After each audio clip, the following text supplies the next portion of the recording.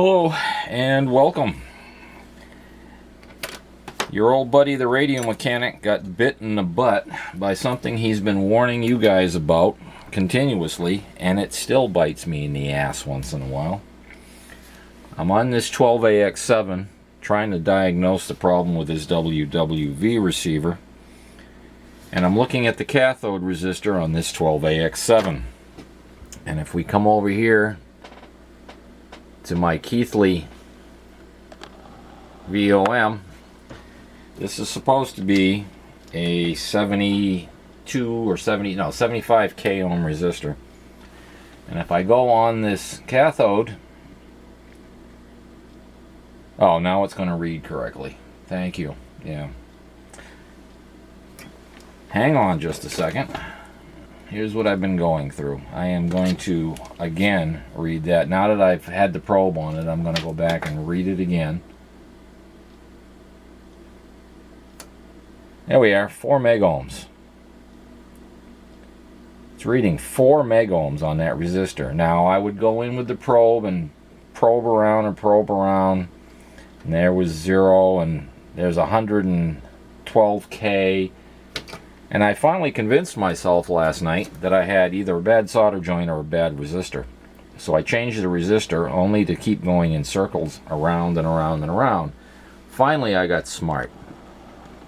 And I went down here to my old friend the VOM and measured that same resistor.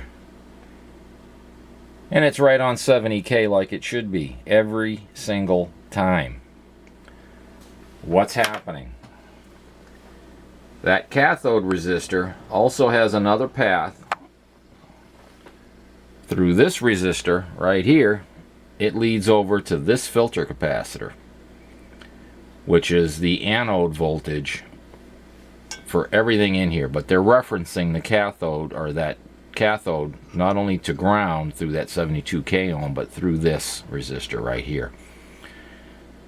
This capacitor has been rebuilding a charge, and if I ground it, let's see what we're reading on the Keithley right now. And we'll zoom in a little bit. And the Keithley is telling me right now that it's 1.3 megohms. And then I'm going to take a screwdriver and I'll hold the probe right on there. There's 1 point something megohms. I'm going to ground that capacitor. 71K. And if I take the ground off of that capacitor, look what's happening to that resistor. It's now 72K. It's now 73K.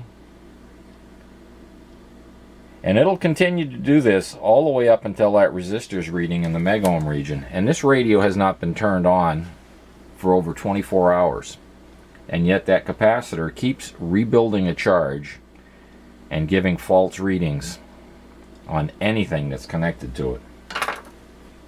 So there's a warning. And I've said before, these capacitors can rebuild a charge, and I've said before, you need a VOM to do a lot of this work, because the VOM won't be fooled. It's a low impedance meter. And if I go back in here, and it's still reading 70K like it should. Just a tip, just a warning. Keep a VOM around. Don't always trust your digital voltmeters. See ya.